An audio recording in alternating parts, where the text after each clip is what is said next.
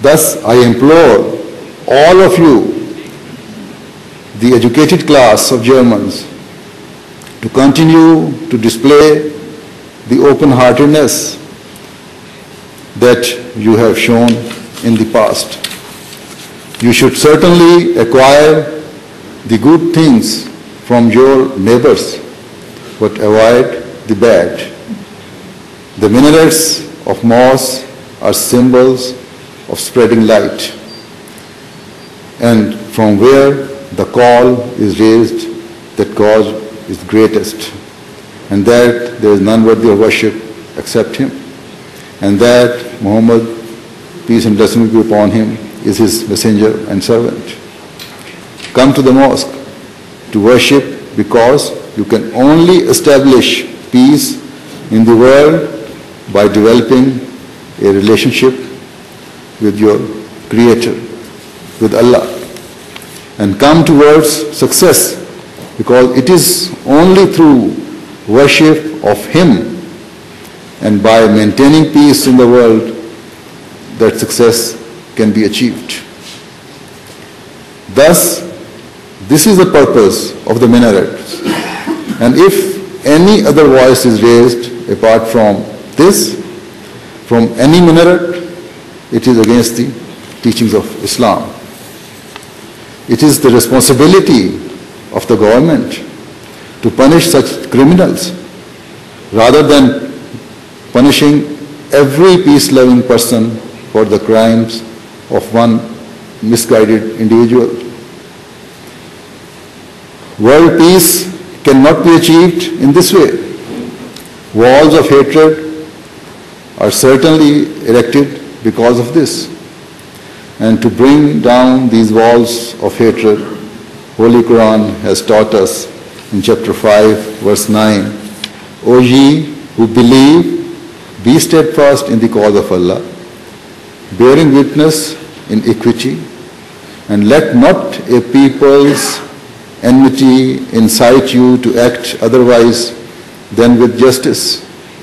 Be always just, that is nearer to righteousness. And fear Allah. Surely Allah is aware of what you do. This is Islam's beautiful teaching, that when the relationship between people and countries can sometime sour, this does not mean that you can discard the requirements of justice. If you discard the requirements of justice, then that will be far removed from righteousness. And one who is far removed from righteousness has no relationship with God. Such a person's actions are not for the sake of God, because God says that if you want to come close to Him, then you must discharge the rights of others by fulfilling the requirements of justice. Even your enemy should not suffer unnecessarily from you. At another place, the Holy Quran states that the recompense of an injury should be proportionate to the injury itself. But if one chooses to forgive, and that act of forgiveness brings about reformation, then it is better, because the reward for such forgiveness is given by God Himself. These are the methods for the reformation of society, and these are the ways for establishing peace that have been taught to us by Islam. And according to our beliefs, to give a fresh lease of life to this teaching, Allah sent the founder of the Ahmadiyya Muslim Jamaat as the promised Messiah for this age, who proclaimed the concept of love, affection, and peace to bring an end to religious extremism and religious wars. He inclined us to take care of the religious sentiments of others. This is exactly in accordance with the teachings of Islam, that one should not say anything against even the idols of non-believers, lest they say something about your God and it will destroy the peace of society. As I said before, speaking ill against the founders of religions and the observance of religious customs creates hatred and destroys peace. The world is immersed in such problems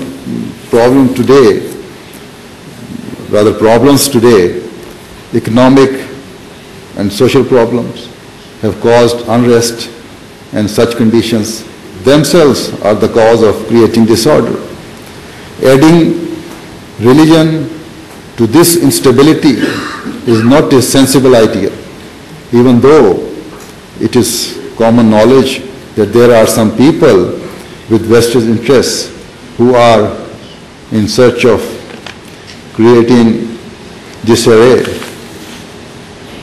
Thus, by reference to today's function, I will request that for the sake of societal peace, we must be considerate of each other's religious sentiments. In this age, due to our trade and media contacts and fast means of transport, we now call the world a global village. Therefore, in every country, each religion should have complete freedom, so long as it does not harm the peace of the country. The followers of any religion should be able to practice their religious customs freely. Otherwise, if the government will interfere with religion in this civilized world, such interference will negate their claim to being secular and discharging the rights of others.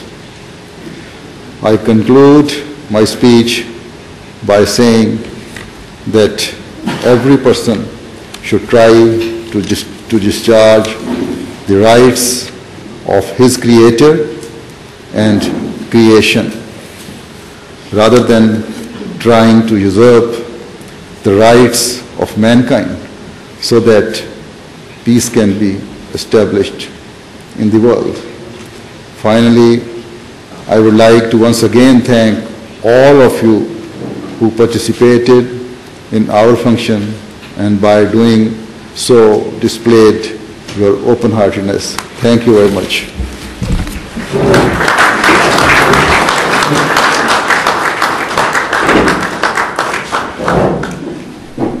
The speech was followed by lunch. Afterwards, the guests had the opportunity to meet His Holiness in person. Yes, organizer. Nice to meet you. Pleased to see you. Thank you for your comments and for the speech and for the relationship you have with the Ahmadiyya community. Thank you very much. I would like to keep Mr. Dialogue to a few times. Any wishes? Yes. It was a lovely speech. Thank you very much. Thank you for coming here.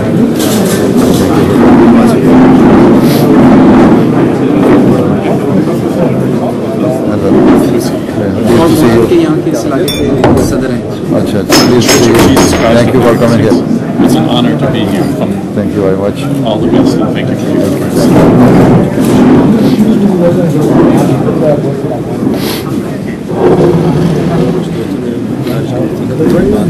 ठीक है जो निकल रहे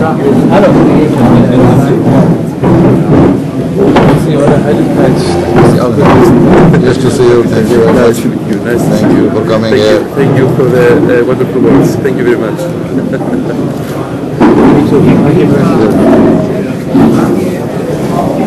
Have I seen you before? Mr.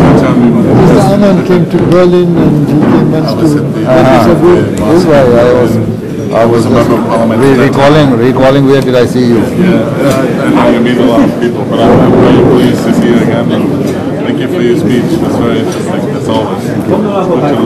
Thank you very much.